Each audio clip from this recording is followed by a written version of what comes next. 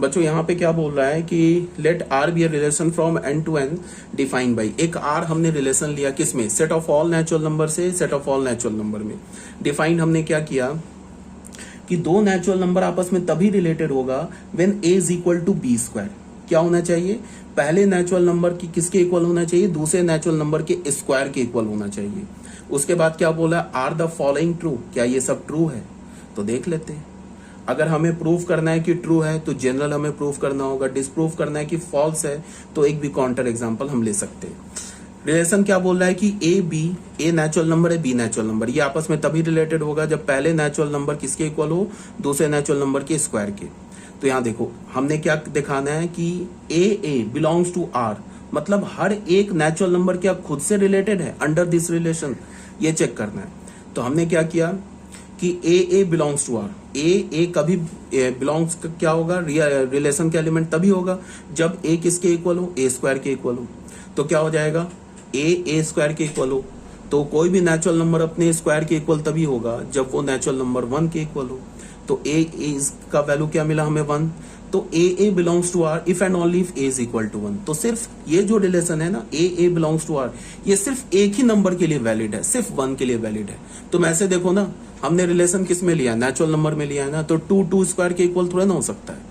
इसका क्या मतलब है कि सारे एलिमेंट खुद से रिलेटेड नहीं है, सिर्फ 1 ही 1 से रिलेटेड है, 2 से रिलेटेड नहीं है, 3 से रिलेटेड नहीं है, 4 से रिलेटेड नहीं है। तो इसका मतलब कि ये जो स्टेटमेंट है, यहाँ तो फॉर ऑल लिखा है ना, तो ये स्टेटमेंट क्या हो गया, फॉल्स हो गया।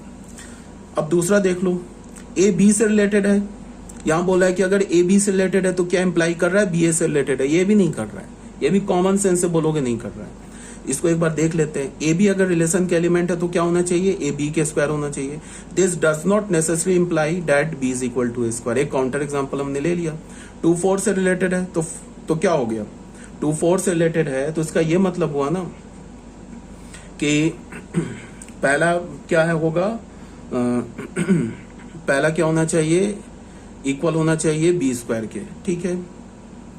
2 4 से रिलेटेड नहीं है यार, क्या गड़बड़ हो रहा है यार ये। इसको तुम ऐसे देखो, 4 2 से रिलेटेड है ना, बिलोंग्स टू आर, बच्चों करेक्ट कर लेना, 4 2 से रिलेटेड है। क्यों रिलेटेड है, बिकॉज पहला जो नेचुरल नंबर है दूसरे नेचुरल नंबर के स्क्वायर के इक्वल है। दिस डज नॉट इम्प्लाई कि 2 4 से रिलेटेड है, बिकॉज अब यहां देख लो, यहां तो पहला नेचुरल नंबर का किसके इक्वल है, दूसरे नेचुरल नंबर के स्क्वायर के इक्वल है, बट यहां पहला नेचुरल नंबर दूसरे के स्क्वायर के थोड़े नहीं इक्वल है, दूसरे का स्क्वायर करोगे तो 16 आ जाएगा। तो अगर 4 2 से रिलेटेड है तो ये इंप्लाई नहीं कर रहा है कि 2 4 से रिलेटेड है, तो ये भी हमारा क्या हो गया, फॉल्स हो गया, ठीक है। एक ही काउंटर एग्जाम्पल से हो गया। ये पता नहीं गलत मैंने लिखा, इसको कट कर देना। तुम लोग खुद ही इतने समझदार होगे कि तुम्हें समझ में आ रहा हो कहाँ मुझसे बाय मिस्टेक गलत लिखा गया हो, तुम खुद ही करेक्ट कर लोगे। 11th क्लास के बच्चे भी हैं, स्पेशली कुछ क्लास के बच्चे काफी होशियार हो गए। जब वो 10th में आए थे, 10th से अभी उनमें काफी डिफरेंस है, वो काफी कुछ सीख गए। उन्होंने एक चैप्टर पढ़ लिया बेसिक मैथमेटिक्स, फिर दूसरा चैप्टर क्या पढ़ लिया, सेट, अब तीसरे चैप्टर पे हैं तो वो भी काफी कुछ सीख गए, ठीक है। खुद से करेक्ट कर लिया करो। और अगर मान लो तुम पीडीएफ पढ़ते हो, तुम्हें कहीं लगता है कि मैंने कहीं मिस्टेक कर दिया है, तो तुम मुझे जब क्लास चलती है ना वहां पे मुझसे पूछ भी सकते हो, ठीक है। अब जैसे देखो थर्ड में क्या बोल रहा है, थर्ड में बोल रहा है कि अगर ए बी से रिलेटेड है और बी सी से रिलेटेड है तो क्या इंप्लाई कर रहा है कि ए सी से रिलेटेड है, ये भी फॉल्स है। ये खुद ही कॉमन सेंस इंट्यूटिव बोल दोगे कि अरे ऐसा थोड़ा ना हो सकता है, ये ए बी स्क्वायर के इक्वल है और बी सी स्क्वायर के इक्वल है, तो फिर क्या होगा, ए सी स्क्वायर के इक्वल होगा। ये इंट्यूशन ही बता रहा है कि ये भी गलत है, ठीक है। तो ये क्या बोल रहा है, ए, इसको पहले मैंने लॉजिकली प्रूव किया ए बी से रिलेटेड है एंड बी सी से रिलेटेड है, तो अगर ए बी से रिलेटेड है तो is equal to B square, और बी सी से रिलेटेड है तो B is equal to C square. तो ए किसके इक्वल होगा, ए इक्वल होगा, ए किसके इक्वल है, बी स्क्वायर के। अब बी का वैल्यू क्या, सी स्क्वायर, तो यहाँ पे बी का वैल्यू सी स्क्वायर डालोगे तो ए किसके इक्वल हो जाएगा, सी टू द पावर 4 के। तो ये तभी ट्रू होगा ना जब ए और सी क्या हो, हमारा 1 के इक्वल हो, बाकी किसी नेचुरल नंबर के लिए ट्रू नहीं है, ठीक है। Thus A B belongs to R and B C belongs to R does not imply A C belongs to R. एक एग्जांपल, ये सब लिखने की भी जरूरत नहीं थी, ये फालतू मैंने लिख दिया, ये एग्जांपल से काफी हो जाएगा। ये स्टेटमेंट नहीं लिखोगे भी तो चलेगा, इससे काम चल जाएगा। 16 4 से रिलेटेड है ना, क्यों? Because 4 square is equal to 16। और 4 किससे रिलेटेड है? 2 से, because 2 square is equal to 4। But 16 2 से थोड़े ना रिलेटेड है, क्यों? Because 2 square is not equals to 16। तो इसका क्या मतलब हो गया कि ये भी जो हमारा तीसरा था ये भी फॉल्स था। ठीक है, तो ये था हमारा 11th क्लास का। बच्चों अभी क्या है, एक क्वेश्चन और मैं 11th क्लास का करा रहा हूँ, जो शायद मैंने कहीं आगे लिख दिया। उसके बाद सारे जितने भी क्वेश्चन है ना वो 12th क्लास के। ये क्वेश्चन है, इसको देखो पेज नंबर 39 में, ये भी 11th क्लास का क्वेश्चन है। ये बच्चे 11th क्लास के जो है वो भी इस क्वेश्चन को देख सकते हैं। ठीक है, इसके बाद ये क्वेश्चन नंबर 14 के बाद मैं जितने क्वेश्चंस कराऊंगा ना सब 12th क्लास का है। फिर बाकी 11th क्लास के बच्चों के लिए ऑप्शनल है, अगर वो देखना चाहते हैं, सीखना चाहते हैं तो देख सकते हैं, नहीं तो छोड़ दे। मेरे पॉइंट ऑफ व्यू से अभी रहने दो, बिकॉज हम लोग क्या करेंगे 12th में तो दोबारा ही पढ़ेंगे रिलेशन को, तो एक बार ये खुद से रिवाइज हो जाएगा। अगर सीखना चाहते हो तो सीख लो, कोई दिक्कत नहीं है। ये लास्ट क्वेश्चन है 11th क्लास का, बाकी जितने क्वेश्चंस है ना वो सारे 12th के हैं। Let R be the relation on the set Z of all integers defined by. क्या बोल रहा है कि आर हमने क्या ले लिया, एक रिलेशन ले लिया, किस पर? सेट ऑफ इंटीजर्स पे। डिफाइंड हमने कैसे किया कि दो इंटीजर्स आपस में तभी रिलेटेड होंगे जब उनका डिफरेंस n से डिविजिबल हो। ठीक है, एक हमने रिलेशन लिया सेट ऑफ इंटीजर्स पे, तो हमने क्या डिफाइन किया कि दो इंटीजर्स आपस में तभी रिलेटेड होंगे जब उनका डिफरेंस क्या हो, उनका डिफरेंस n से डिविजिबल हो। तो बोल रहा है कि ये तीनों को प्रूव करो। अब 12th क्लास के बच्चे समझ रहे होंगे कि पहला कंडीशन रिफ्लेक्सिव का है, दूसरा कंडीशन सिमेट्रिक का है और तीसरा कंडीशन ट्रांजिटिव का है। ठीक है ना, तो क्या बोल रहा है प्रूफ करने के लिए कि xx belongs to r for all x belongs to z। ठीक है, ये प्रूफ करो। मतलब क्या है कि हर एक इंटीजर खुद से रिलेटेड है, ये प्रूफ करो। फिर दूसरा क्या बोल रहा है कि अगर एक्स वाई रिलेशन के एलिमेंट है देन वाई एक्स भी रिलेशन के एलिमेंट है, ये प्रूफ करो। तीसरा क्या बोल रहा है कि अगर इफ एक्स वाई रिलेशन के एलिमेंट है एंड वाई जेड भी रिलेशन के एलिमेंट है तो ये इंप्लाई कर रहा है कि एक्स जेड भी रिलेशन के एलिमेंट है, ये प्रूफ करो। तो ये एक्चुअल जो है ना रिफ्लेक्सिव नाम नहीं ले रहा कहीं भी, रिफ्लेक्सिव सिमेट्रिक और ट्रांजिटिव का, बट ये रिफ्लेक्सिव का कंडीशन, सिमेट्रिक का कंडीशन और ट्रांजिटिव के कंडीशन को बोल रहा है प्रूफ करने के लिए। रिफ्लेक्सिव सिमेट्रिक ट्रांजिटिव किसे बोलते हैं 11th क्लास के बच्चों के लिए नहीं है। अगर उन्होंने पढ़ लिया reflexive symmetric transitive 11th class के स्टूडेंट तो वो जान रहे होंगे मैं क्या बोल रहा हूँ, बट 12th क्लास में तो पढ़ना ही है। ये तीनों जो रिलेशन है काफी इंपॉर्टेंट है, जेईई मेंस के लिए क्वेश्चन पूछता है, इसी से पूछता है। ठीक है, प्रीवियस ईयर देख लेना। यहाँ पे पहला क्या बोल रहा है कि ये प्रूफ करो कि हर एक एलिमेंट खुद से रिलेटेड है अंडर दिस रिलेशन। तो क्या होगा, मान लो कि हमने कोई भी एक इंटीजर उठा लिया z, तो अगर x माइनस एक्स क्या होता है, 0 होता है। किसी भी इंटीजर का डिफरेंस, चाहे वो इंटीजर पॉजिटिव हो निगेटिव हो, सेम इंटीजर का डिफरेंस लोगे तो वो 0 हो जाएगा। अब 0 को क्या लिख सकते हो, 0 तो हमारा क्या है, n से डिविजिबल है। ठीक है ना, बट यहाँ पे n क्या होना चाहिए, 0 नहीं होना चाहिए। ठीक है, n अगर 0 नहीं है तो फिर बिकॉज कोई भी नंबर 0 से डिविजिबल नहीं होता है, तो n यहाँ पे होना चाहिए क्वेश्चन में, n इज नॉट 0। तो चलो कोई बात नहीं है, n हमारा क्या होना चाहिए, 0 नहीं होना चाहिए। तो x माइनस एक्स 0 हो गया, 0 को क्या लिख सकते हो, 0 इंटू n। तो x माइनस एक्स किससे डिविजिबल हो गया, n से। तो x माइनस एक्स n से divisible, sorry x minus x n से डिविजिबल हो गया, तो फिर x रिलेशन का एलिमेंट हो गया। x क्या था, इंटीजर था, एनी रैंडम इंटीजर था। तो जितने भी इंटीजर्स है वो आपस में रिलेटेड हो गए अंडर दिस रिलेशन। तो अगर 12th क्लास के अगर लैंग्वेज में मैं बोलूं तो ये रिलेशन क्या हो गया, रिफ्लेक्सिव हो गया। अब आ जाओ सेकंड में, X Y belongs to R. हमने क्या प्रूफ करना है कि एक्स वाई अगर रिलेशन का एलिमेंट है तो फिर वाई एक्स भी रिलेशन का एलिमेंट है, हमें प्रूफ करना है। तो हमने क्या पहले अज्यूम करेंगे कि एक्स वाई रिलेशन का एलिमेंट है, ये प्रूफ पहले अज्यूम कर लेंगे, फिर एक्स वाई पे रिलेशन का कंडीशन लगा देंगे, फिर उस कंडीशन से हम क्या प्रूफ कर देंगे कि वाई एक्स भी रिलेशन का एलिमेंट है। तो फिर ये क्या हो जाएगा, सिमेट्रिक प्रूफ हो जाएगा। ठीक है, तो यहाँ पे हमने क्या बोला, x minus X Y relation का एलिमेंट है, then x minus Y is divisible by n। x minus Y क्या होगा, n से डिविजिबल होगा। तो x माइनस वाई को तुम लैम्डा n लिख सकते हो। पता है ना कि अगर मैं बोलूं कि 4 2 से डिविजिबल है तो 4 को क्या लिख सकते हो, लैम्डा इंटू 2। वहां पे लैम्डा का काम क्या कर रहा है, 2 ही काम कर रहा है। जैसे मैं बोलूं कि 6 2 से डिविजिबल है तो 6 को क्या लिख सकते हो, लैम्डा इंटू 3। ठीक है, तो लैम्डा का काम क्या कर रहा है, 2 का कर रहा है। तो x माइनस वाई को हमने क्या लिख लिया, लैम्डा इंटू n। ठीक है, तो यहां से माइनस कॉमन ले लिया, इस माइनस को राइट साइड भेज दिया, तो y माइनस एक्स क्या हो जाएगा, माइनस लैम्डा इंटू n। अगर लैम्डा हमारा इंटीजर है तो माइनस लैम्डा भी इंटीजर है। किसी भी इंटीजर को अगर तुम माइनस से मल्टीप्लाई करोगे तो वो भी इंटीजर ही होगा। तो माइनस लैम्डा इंटू n। तो हो गया y माइनस एक्स भी डिविजिबल हो गया, तो वाई एक्स भी रिलेशन का एलिमेंट हो गया। तो यहाँ पे हमने क्या एज्यूम किया था, एक्स वाई रिलेशन का एलिमेंट था, ये एज्यूम किया और हमें क्या मिला, वाई एक्स भी रिलेशन का एलिमेंट मिला। एक्स वाई क्या है, कोई भी दो रैंडम इंटीजर है, तो हमने कोई भी दो रैंडम इंटीजर उठाया और एज्यूम कर लिया कि अगर एक्स वाई रिलेशन का एलिमेंट है तो फिर वाई एक्स भी रिलेशन का एलिमेंट है, तो फिर हमारा क्या हो गया, सेकंड पार्ट प्रूफ हो गया। तुम ये बात तो समझते हो ना कि नेगेटिव नंबर भी पॉजिटिव नंबर से डिवाइड होता है और नेगेटिव नेगेटिव से भी डिवाइड होता है। -6 2 से डिविजिबल है, ये बात समझते हो ना। तो -6 को क्या लिख सकते हो, 2 इंटू -3 लिख सकते हो ना, तो -3 लैम्डा का काम करेगा ना, समझते हो ना इस बात को। तो ये बच्चों अब हमारा ना क्वेश्चन 11th क्लास का क्वेश्चन कंप्लीट हो गया। अब अगर जो बच्चे 11th क्लास का वीडियो देख रहे हैं, इसके आगे के वीडियो वो ना देखें अगर वो नहीं सीखना चाहते 12th क्लास का। तो अभी इसके बाद जो मैं पढ़ा रहा हूँ, और 12th क्लास के लिए क्या है कि ये पूरा पीडीएफ तुम्हें रीड करना है, जो 11th का भी पढ़ा है वो तुम्हारा रिवाइज हो जाएगा और तुम्हारे लिए तो है ही ये 12th क्लास के बाकी के जो भी अभी आगे मैं क्वेश्चन सॉल्व करूंगा वो सारे क्वेश्चन 12th क्लास के लिए। तो ये हो गया हमारा क्वेश्चन नंबर 14। अब आ जाओ वापस से क्वेश्चन नंबर 12 पे, ये 12th क्लास का। अब मैंने क्या बोला है, सारे क्वेश्चंस जो मैं अब बताऊंगा ये सारे क्वेश्चन किसके होंगे, 12th क्लास के, ठीक है। अब आ जाओ क्वेश्चन नंबर 12 में, prove that the relation R defined by the on the set of n of natural numbers. दो नेचुरल नंबर तभी आपस में रिलेटेड होंगे जब वो इस कंडीशन को सेटिस्फाई करेंगे।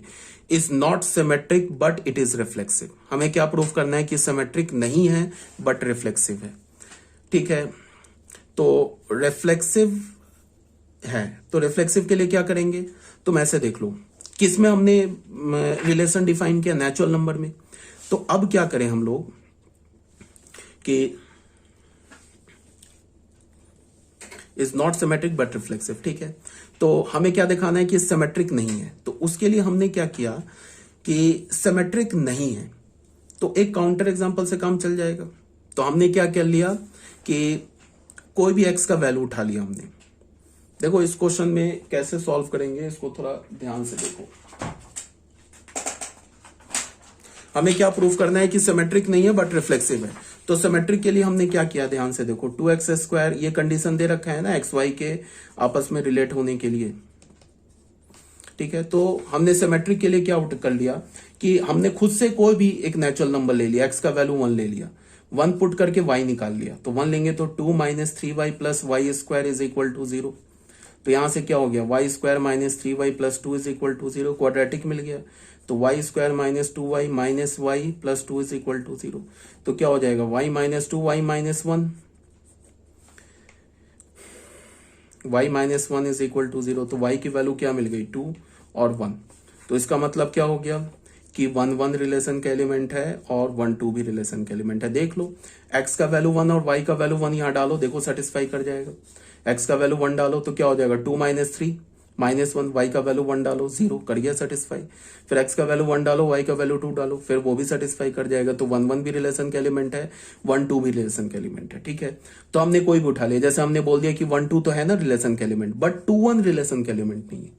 1 2 तो है रिलेशन का एलिमेंट, तो x की जगह हम 1 डाल रहे हैं, y की जगह 2 डालें तो सेटिस्फाई कर गया।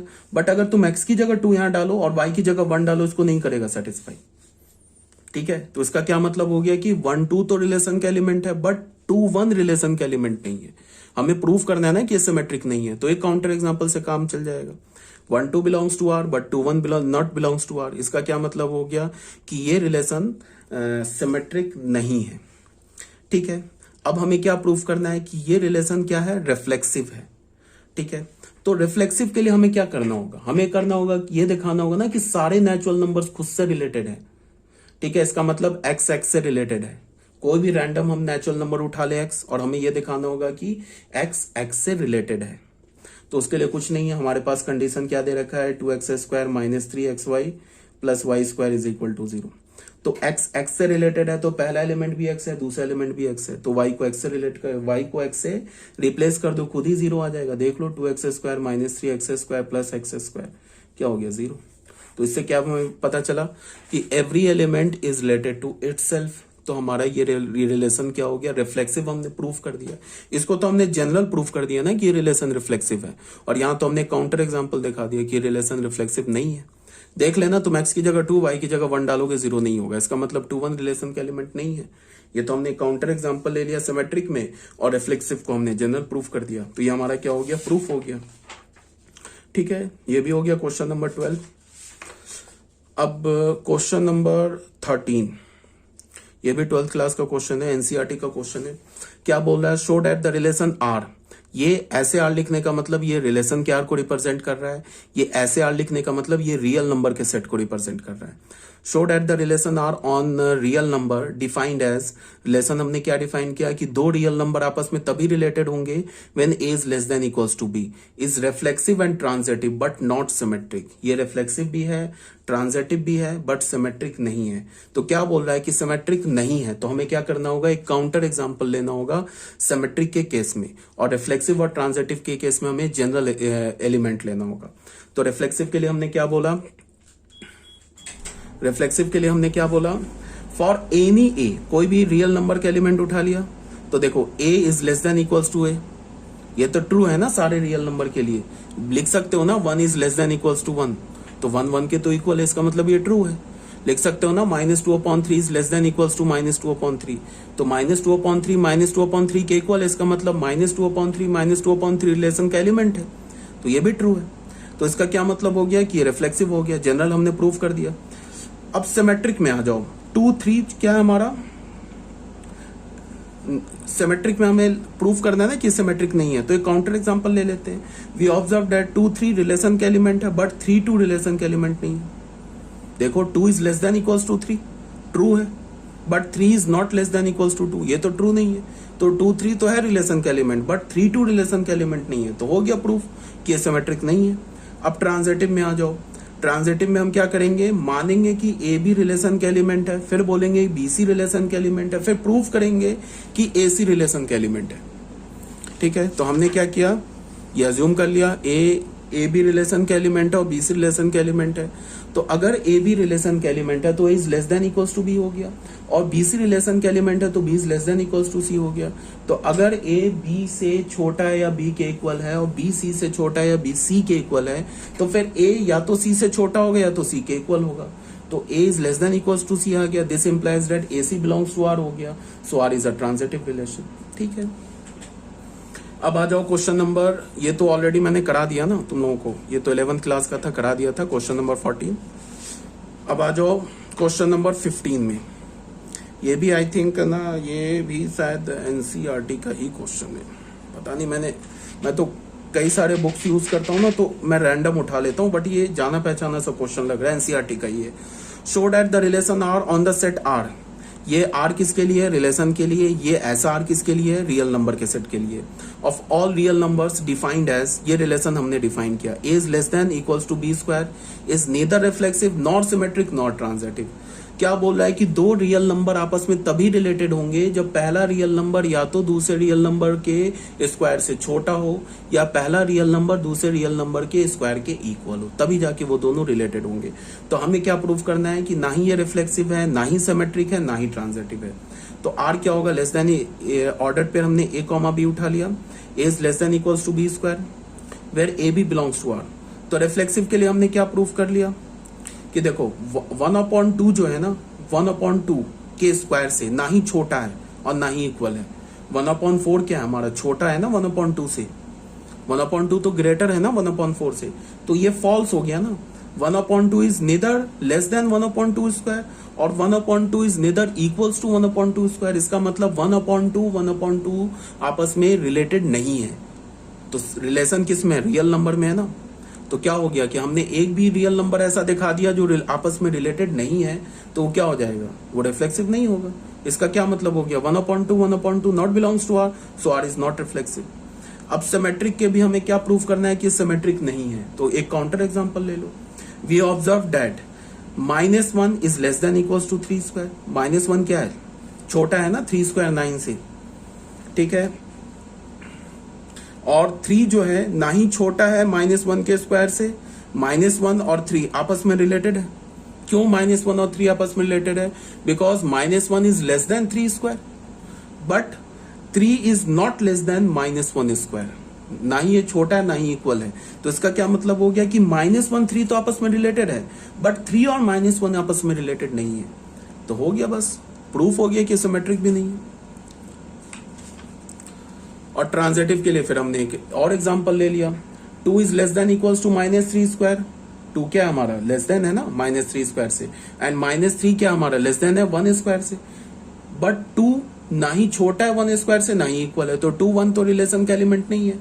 2 और -3 रिलेशन का एलिमेंट है, -3 और 1 रिलेशन का एलिमेंट है, बट 2 और 1 रिलेशन का एलिमेंट नहीं है। तो हो गया कि ट्रांजिटिव भी नहीं है। ठीक था। अगर नहीं समझ में आ रहा है तो फिर छोड़ दो, नहीं समझ में आ रहा है तो और क्या कर सकते हो। ज्यादा मत अपने माइंड पे प्रेशर नहीं डालना है। नहीं समझ में आ रहा है, पता नहीं, देखो ये ऐसे थ्योरेटिकल पोर्शन है रिलेशन का। अगर किसी को बहुत बोर भी लग रहा हो, पता नहीं क्या कर रहे हैं, ये इससे रिलेटेड है उससे, तो यही है, मैं कुछ नहीं कर सकता हूँ यार। ठीक है, तो इसके लिए अगर कोई दिक्कत अगर आ रही है समझने में, तो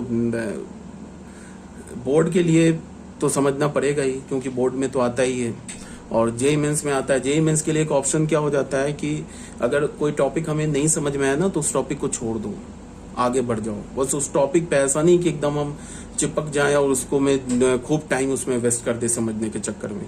उसके कारण दूसरा टॉपिक क्या हो जाएगा जिसको तुम इजीली समझ सकते हो, जिसमें तुम ज्यादा टाइम दोगे तो वो तुम्हारे लिए 100% जिसके तुम क्वेश्चन कर सकते हो, उस पर आ जाओ। वो टॉपिक नहीं समझ में आया, छोड़ दो। ऐसे कोई टफ तो है नहीं, समझ में आ रही होगी बात। ठीक है, क्वेश्चन नंबर 16 में आ जाओ। ये क्या बोला जा रहा है, ये लंबा सा क्वेश्चन है, ये एनसीईआरटी का है। Show that the relation R on the set A. एक ये सेट दे रखा है, रिलेशन क्या डिफाइन किया है कि इस सेट का 2 एलिमेंट तभी आपस में रिलेटेड होगा जब उनके डिफरेंस का मॉड इवन हो, इज एन इक्विवेलेंस रिलेशन। ये प्रूफ करना है।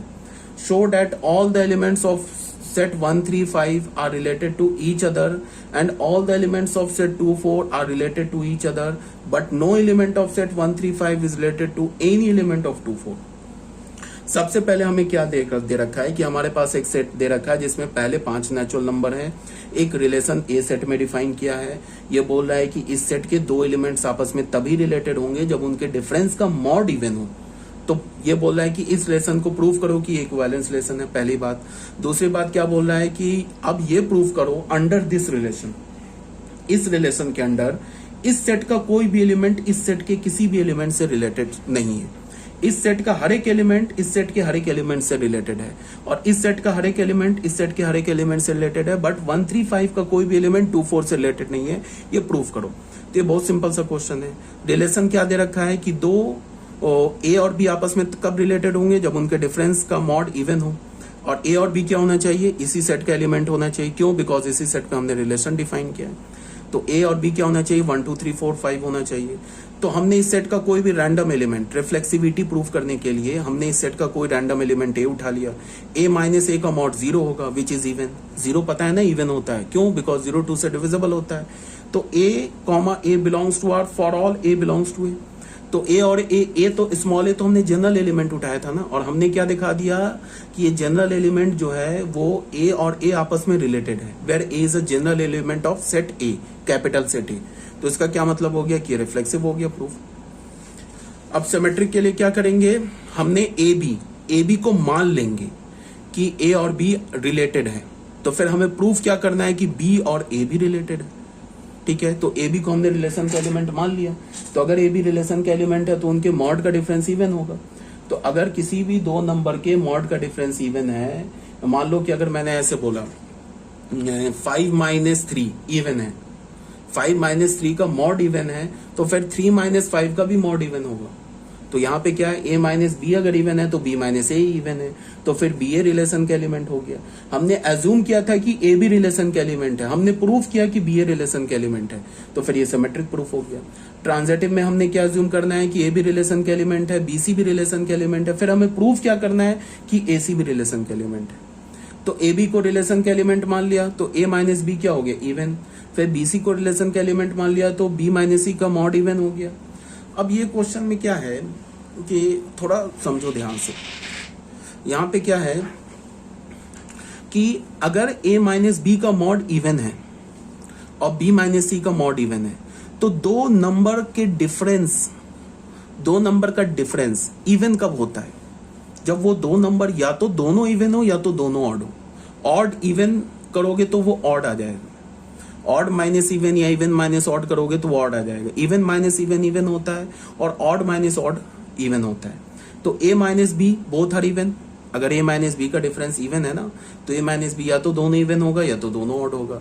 b माइनस सी का भी डिफरेंस इवन है, तो इसका मतलब b और c या तो दोनों इवन होगा दोनों ऑड होगा। अब हमने दो केस ले लिया। पहले केस में हमने क्या मान लिया, b को इवन मान लिया, तो b को इवन मानने से a खुद ही इवन हो गया।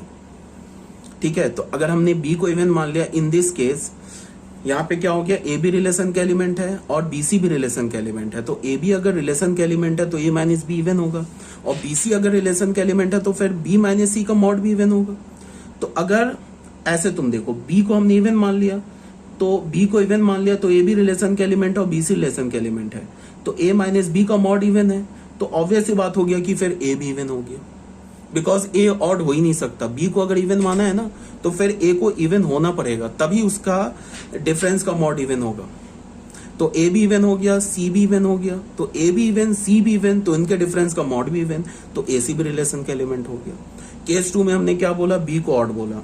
तो अगर बी ऑड है, तो ए भी रिलेशन का एलिमेंट है, बी सी रिलेशन का एलिमेंट है, और ए माइनस बी फिर क्या हो जाएगा, इवन हो जाएगा, बी माइनस सी इवन हो जाएगा। तो अगर b ऑड है तो फिर यहाँ a को ऑड होना होगा, क्यों, बिकॉज तभी ऑड माइनस ऑड इवन होगा। तो a ऑड हो गया, b ऑड हो गया, तो ऑड माइनस ऑड का a ऑड हो गया, फिर यहाँ पे क्या हो जाएगा, c भी ऑड होना होगा। तो a ऑड c ऑड, तो दो ऑड का डिफरेंस क्या होगा, इवन। तो a माइनस सी का मॉड इवन, तो फिर a c रिलेशन का एलिमेंट, तो हो गया प्रूफ। तो a ऑड है तो फिर c b को भी ऑड होना होगा, तो mod of a minus C even होगा, तो a c रिलेशन का एलिमेंट हो जाएगा। तो यहाँ से क्या हो गया, 10 a b अगर रिलेशन का एलिमेंट है, b c भी रिलेशन का एलिमेंट है, तो ये क्या इंप्लाई करेगा, a c भी रिलेशन का एलिमेंट है, hence r is an equivalence relation. ठीक है, अब जो बोल रहे हैं ना यहाँ पे, क्या लैंग्वेज में बोला है कि ये लैंग्वेज में क्या बोल रहा है, show that all the elements of set 1 3 5 is related to each other. ये क्या बोला, देखो ये हर एक एलिमेंट खुद से रिलेटेड होगा ना, ये तीनों ऑड है ना, तो ऑड माइनस ऑड करोगे तो क्या हो जाएगा, इवन हो जाएगा। तो इस सेट का हर एक एलिमेंट खुद से रिलेटेड होगा। ये इस सेट में दो ऑड नंबर है ना, ये इवन नंबर है, इवन माइनस इवन भी इवन होगा, तो इस सेट का भी हर एक एलिमेंट खुद से रिलेटेड होगा। बट यहाँ ऑड है, यहाँ इवन है, तो इसका एलिमेंट इससे रिलेटेड नहीं होगा, बिकॉज ऑड माइनस इवन क्या हो जाएगा, ऑड हो जाएगा। बट रिलेशन में क्या बोल रहा है, इवन होना चाहिए। इसी बात को मैंने इतना लैंग्वेज में लिखा है, पढ़ लेना इसे। ठीक है, अब आ जाओ बच्चों क्वेश्चन नंबर 17 में। क्वेश्चन नंबर 17 में क्या दे रखा है, show that the relation R on the set A. एक रिलेशन हमने आर डिफाइन किया, किसमें, सेट ए में। सेट ए का एलिमेंट क्या है, the set of all X belongs to integer, और इंटीजर हमने कहां से कहां तक लिया, 0 से लेकर 12 तक। इस सेट में हमने एक रिलेशन डिफाइन किया है। क्या रिलेशन डिफाइन किया है, गिवन बाई ए और बी आपस में तभी रिलेटेड होगा। इस सेट में हमने क्या रिलेशन, इसका मतलब ए और बी मैं बोल रहा हूं, तो ए भी सेट कैपिटल ए सेट का एलिमेंट है, ये जो बी एलिमेंट है ये भी कैपिटल ए सेट का एलिमेंट है। तो ए बी आपस में तभी रिलेटेड होगा जब उनके डिफरेंस का मॉड 4 का मल्टीपल हो। तो हमें प्रूफ करना है कि इज एन इक्विवेलेंस रिलेशन। ठीक है, उसके बाद क्या बोल रहा है, find the set of all elements related to 1 that is equivalence class 1। अच्छा, ये इक्विवेलेंस क्लास का क्या मतलब होता है ये समझो। सबसे पहली बात की, अगर मैं बोल रहा हूं ना 1 का इक्विवेलेंस क्लास, तो 1 के इक्विवेलेंस क्लास को हम ऐसे लिखते हैं।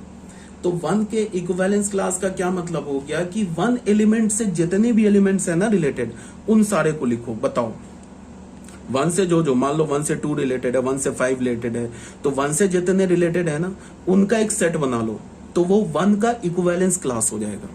ये एक नया टर्म है जो मैंने थ्योरी में नहीं बताया था। उसके पीछे ये रीजन है कि मैंने इसको क्वेश्चन में, मुझे पता था कि आगे क्वेश्चन में मैं इन्वॉल्व कर लूंगा इसे। तो मैंने क्या बोला कि सबसे पहले क्या करना है कि इस रिलेशन को तो दिखाना है कि इक्विवेलेंस रिलेशन है। फिर क्या बोल रहा है, find the set of all elements related to 1। मतलब इस सेट में से वो सारे एलिमेंट खोजो जो 1 से रिलेटेड है अंडर दिस रिलेशन आर। ठीक है, तो 1 से जितने एलिमेंट्स रिलेटेड है ना उनका सेट बना लो। मान लो 1 2 से रिलेटेड है तो 1, 2 एक सेट बना लिया, सॉरी 1, 2 एक ऑर्डर पेयर आ गया। फिर 1 5 से भी रिलेटेड है तो 1, 5 एक दूसरा ऑर्डर पेयर बना लिया। तो ऐसे करके जब तुम लिखोगे ना सारे रिलेशंस को जो 1 से रिलेटेड है तो वो क्या हो जाएगा, 1 का इक्विवेलेंस क्लास हो जाएगा, उस जिससे हम कैसे लिखते हैं 1 पे 2 लार्ज ब्रैकेट ऐसे बनाते हैं। ठीक है, तो क्वेश्चन स्टार्ट करते हैं। क्वेश्चन में सॉल्यूशन स्टार्ट करते हैं, थोड़ा सा लंबा है।